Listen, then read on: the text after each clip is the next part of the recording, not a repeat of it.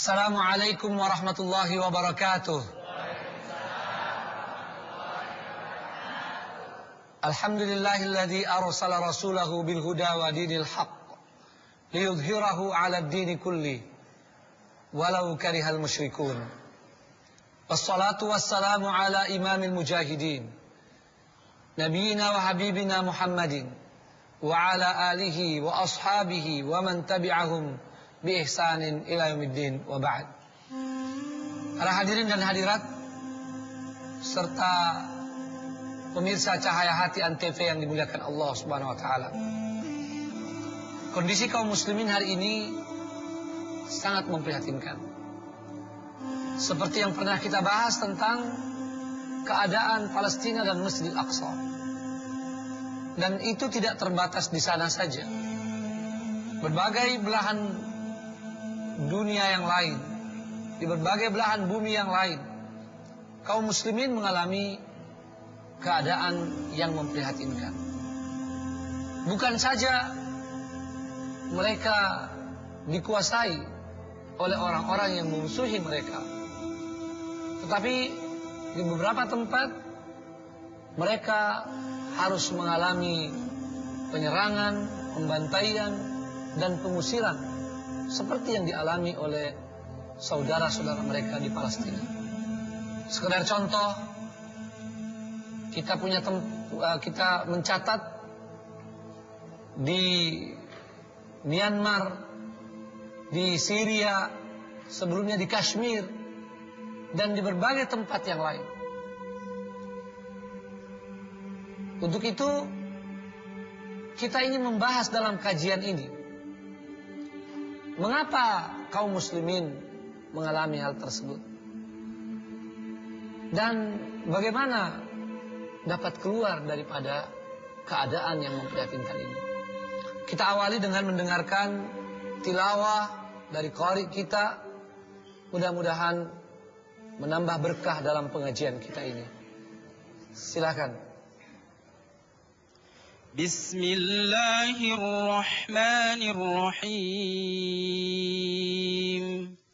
Kuntum khayra ummatin ukhrijat lin-nasi ta'muruna bil ma'ruf wa tanhauna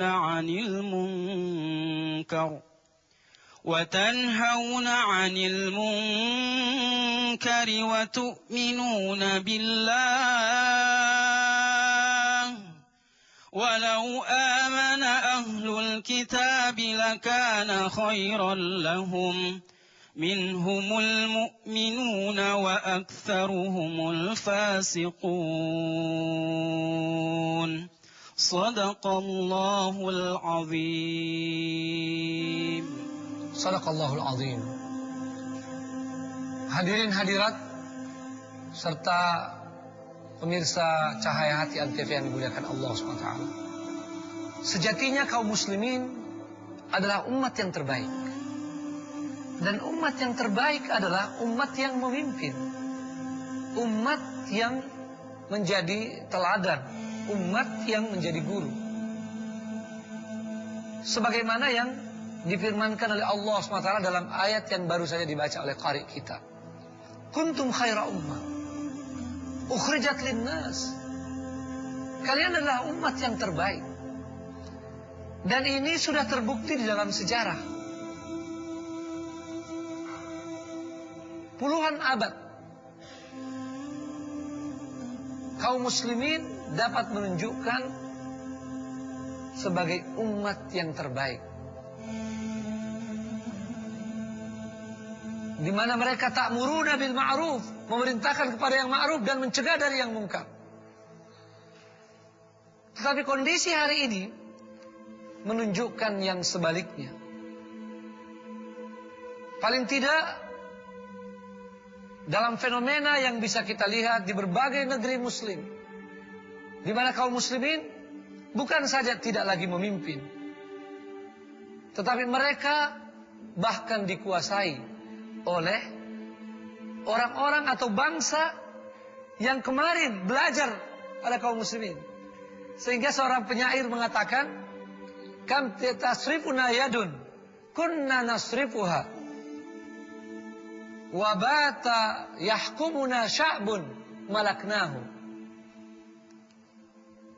Sekarang ini kita dikuasai oleh tangan-tangan yang kemarin kita yang mengarahkan dan menguasai mereka, ya.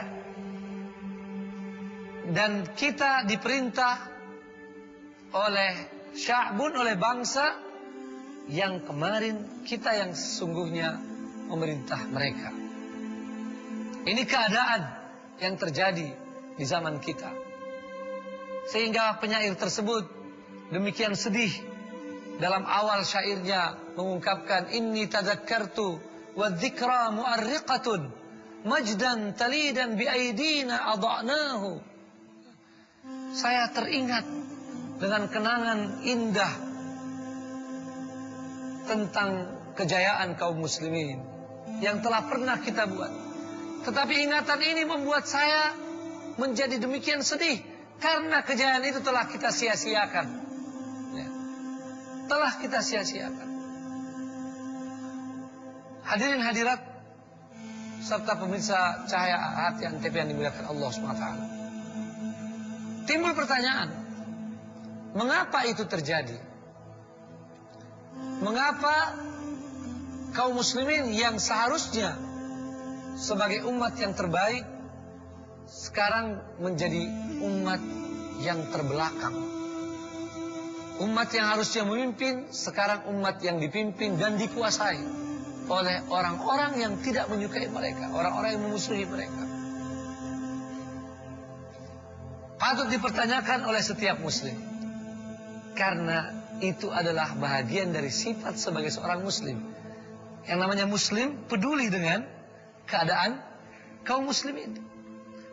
Ada sebuah hadis yang sanadnya dhaif tapi matannya sahih. Laisa man lam yahtamma bil amril muslimin falaysa minhum. Ya. Siapa yang tidak memperhatikan keadaan kaum muslimin, maka tidak termasuk golongan mereka. Apa persoalannya? Adalah tercampaknya penyakit dalam hati-hati kaum muslimin, hubbud dunya wa karahiyatul maut.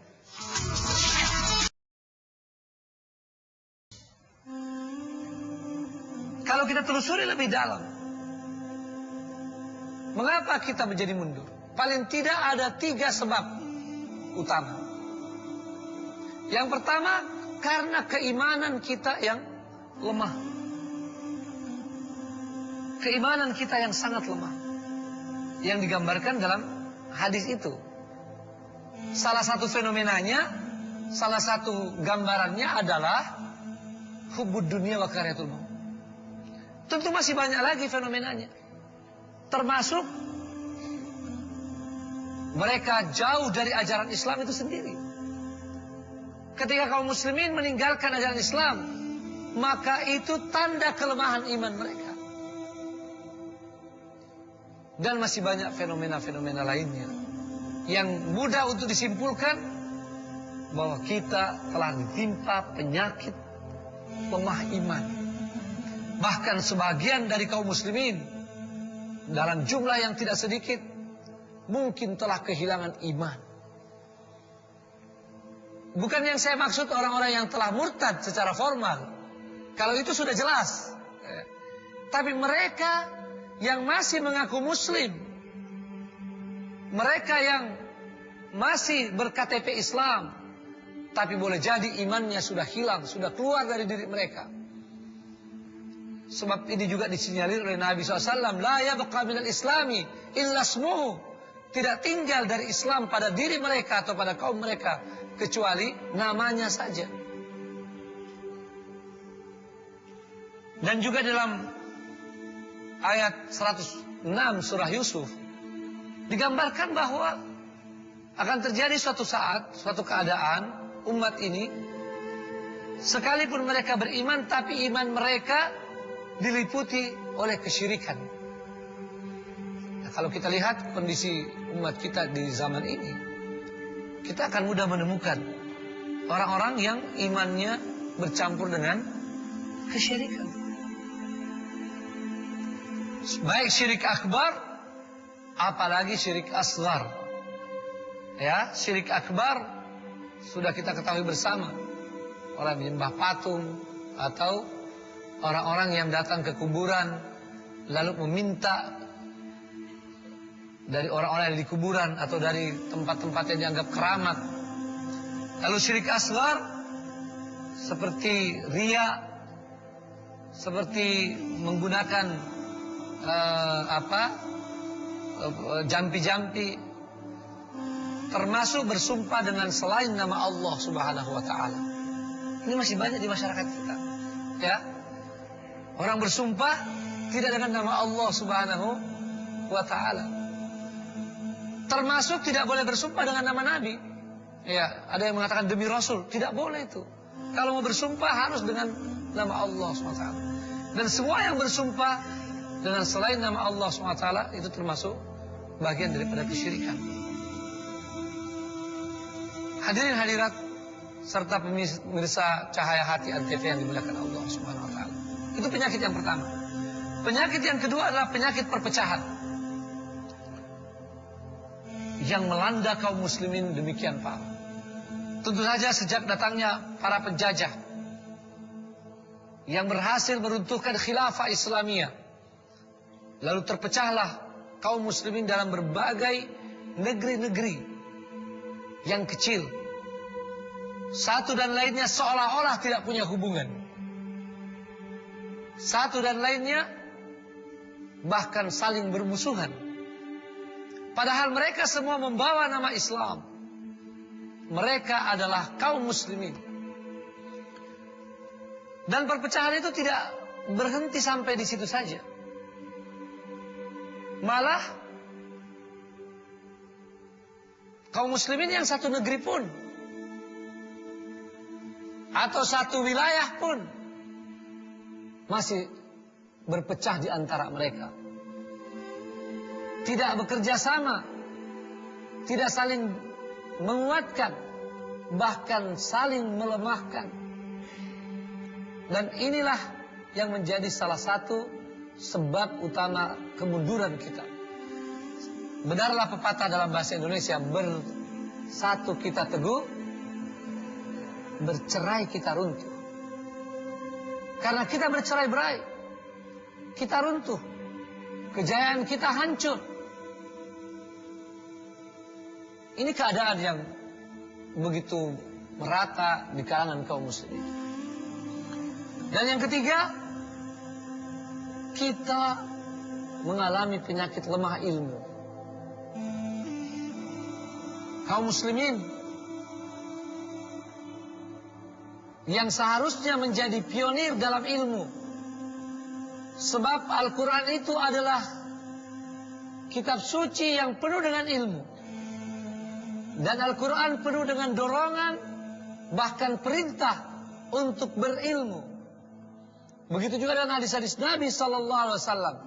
Tetapi sayang sekali, kita menjadi umat yang jauh dari ilmu. Kita menjadi malas belajar, malas membaca. Termasuk mempelajari kitab suci kita sendiri. Malas mempelajari hal-hal yang sangat mendasar. Apalagi dengan hal-hal lain yang mungkin dipandang jauh dari kita. Ini keadaan yang menimpa kaum muslimin. Pernah suatu ketika salah seorang menteri dalam pemerintahan Israel, kalau tidak salah menteri pertahanannya, membeberkan rencana Israel untuk membuat Israel Raya. Lalu wartawan mengatakan kepada sang menteri, mengapa Anda begitu berani untuk menceritakan rencana itu? Bagaimana kalau dibaca oleh kaum muslimin? Sang menteri menjawab dengan tenang, tidak usah khawatir, mereka tidak suka membaca. Ini satu ironi. Pada umat yang kepada mereka diturunkan Iqra. Iqra bismi rabbikal ladzi khalaq. Perintah untuk membaca. Tapi mereka menjadi umat yang sangat malas membaca. Ya kalau tidak mau susah-susah, dicek saja dari bagaimana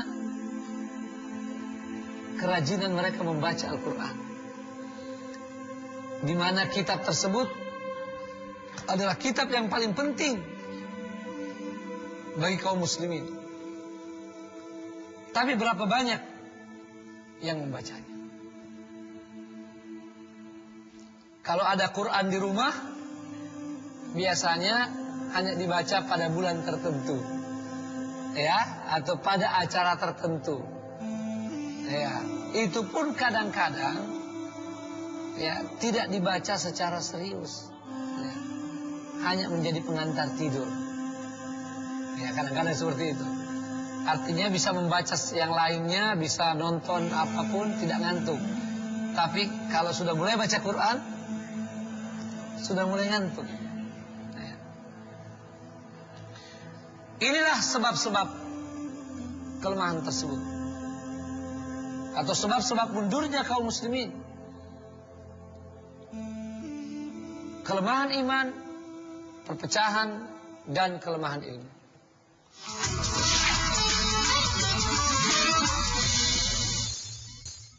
Sebelum saya lanjut, saya persilakan kalau ada yang ingin bertanya. Silakan Pak. Assalamualaikum warahmatullahi wabarakatuh. Nama saya Mustaqim, Mbak. Setelah menyimak apa yang disebutkan oleh Pak Ustadz tadi, pertanyaan saya adalah bagaimana kita cara mengatasinya? Karena kita ketahui dimanapun umat Islam berada, menyatukan satu pendapat itu paling susah di dunia. Itu pengalaman saya, Pak. Terima kasih. Wassalamualaikum warahmatullahi wabarakatuh. Waalaikumsalam warahmatullahi wabarakatuh. Hadirin hadirat dan pemirsa Cahaya Hati Antv yang dimuliakan Allah SWT. Ini pertanyaan yang sangat penting, yang seharusnya ada di benak kita masing-masing. Ketika mengetahui fenomena tadi, apalagi setelah mengetahui sebab-sebab daripada kemunduran umat Islam ini. Apa solusinya? Bagaimana cara mengatasinya? Baik itu dalam kaitannya dengan perpecahan maupun hal yang lain. Sebelum menjawab secara langsung pada pertanyaan itu, saya ingin lebih meruncingkan, menajamkan masalah sebab tadi itu. Kalau kita berikan satu pertanyaan misalnya, kapan kira-kira dan bagaimana mulai datangnya sebab-sebab itu? Bukankah dahulu kaum muslimin kuat imannya? Bukankah dahulu kaum muslimin kuat persatuannya dan sangat menghargai ilmu? Bahkan Eropa pun pernah belajar pada kaum muslimin. Dari mana dan kapan mulai terjadi kelemahan? Jawabannya adalah ketika kaum muslimin pelan-pelan meninggalkan Al-Quran. Ya, mereka sibuk dengan yang lainnya. Dari sanalah awal mula penyakit-penyakit tadi. Timbullah kelemahan iman. Sebab kalau orang jauh dari Quran, pasti akan lemah imannya. Karena orang yang jauh dari Quran akan tersesat.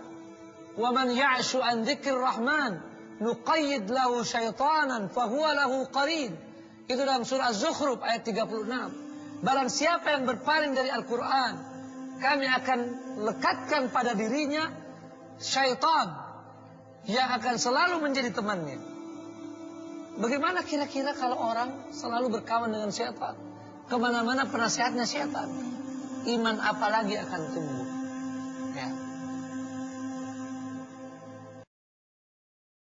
Jadi karena jauh dari Al-Quran. Karena itu, kalau pertanyaannya bagaimana kita dapat mengatasi penyakit-penyakit tadi dan bisa mengembalikan kepada kejayaan kaum muslimin, keluar daripada kemunduran dan keterbelakangan ini, yang pertama adalah kembali kepada Al-Quran. Mari kita benar-benar memperhatikan Al-Quran. Mulai dari membaca Al-Quran, mempelajari makna-maknanya, dan terus mengamalkan Al-Quran. Dan kita jadikan Al-Quran sebagai sumber inspirasi. Al-Quran sebagai sumber hukum kita. Al-Quran sebagai tempat kembali untuk mencari solusi masalah-masalah yang kita hadapi. Termasuk masalah persatuan. Mari kembali baca Al-Quran, pelajari Al-Quran. Bagaimana pentingnya persatuan. Bagaimana seharusnya kita membangun persatuan. Misalnya, orang beriman hendaknya rendah hati kepada kaum muslim, orang beriman lainnya. Adzillatin 'alal mu'minin. Itu adalah arahan Quran dalam surah Al-Maidah ayat 54. Begitu pula dalam surah Al-Fath ayat 29, ruhama'u bainahum. Karenanya dalam kehidupan sehari-hari, sekalipun kita sering mengalami gangguan atau ketersinggungan dari saudara kita sesama muslim, jangan membuat itu atau jangan menjadikan kita berpecah dengannya. Boleh jadi kesalahan saudara kita sulit untuk kita terima, tetapi seharusnya jangan menjadikan kesalahan itu membuat kita berpecah, apalagi sampai bermusuhan. Kesalahan perlu diperbaiki. Apalagi kalau dia tidak tahu, kita perlu beritahu. Tetapi jangan bereaksi yang berlebihan. Bukankah Allah SWT sudah mengingatkan kita, kalaupun harus membalas, paling tinggi dengan balasan yang setimpal. Dan kalau kita mau memaafkan, itu lebih baik. Ya. Demikianlah Al-Quran mengajarkan kita tentang bagaimana pentingnya persatuan dan bagaimana seharusnya kita wujudkan persatuan. Juga dalam bidang ilmu. Intinya, kesimpulannya adalah mari secara serius untuk kembali kepada Quran. Bahkan marilah kita mencontoh para sahabat-sahabat Nabi SAW yang bukan saja mereka kembali pada Quran, tapi mereka mengajak orang lain juga kepada Al-Quran. Diperlukan kaum muslimin hari ini menjadi relawan Quran untuk menghidupkan Al-Quran di tengah-tengah masyarakat kita. Semoga Allah Subhanahu wa taala senantiasa membimbing kita, menguatkan iman kita, mengaruniakan kita persatuan dan persaudaraan, serta mengaruniakan kita ilmu yang bermanfaat, baik ilmu agama maupun ilmu tentang teknologi, bagi diri kita, keluarga kita, dan anak cucu kita, yang dengannya kaum muslimin kembali menjadi kuat dan dapat mewujudkan serta meraih kejayaannya. Allahumma a'izzal Islam wal muslimin, Allahumma a'izzal Islam wal muslimin, Allahumma a'izzal Islam wal muslimin, Allahumma aslih lana dinana alladhi wa ismatu amrina, wa aslih lana dunyana allati fiha ma'ashuna, wa aslih lana akhiratana allati ilaiha ma'aduna, waj'alil hayata ziyadatan lana fi kulli khair, waj'alil mauta rahatan lana min kulli syarr. Allahumma rabbana atina fid dunya hasanah wa fil akhirati hasanah wa qina adzabannar. Wa sallallahu ala nabiyyina Muhammadin wa ala alihi wa sahbihi wasallam. Walhamdulillahi rabbil alamin. Wassalamu alaikum warahmatullahi wabarakatuh.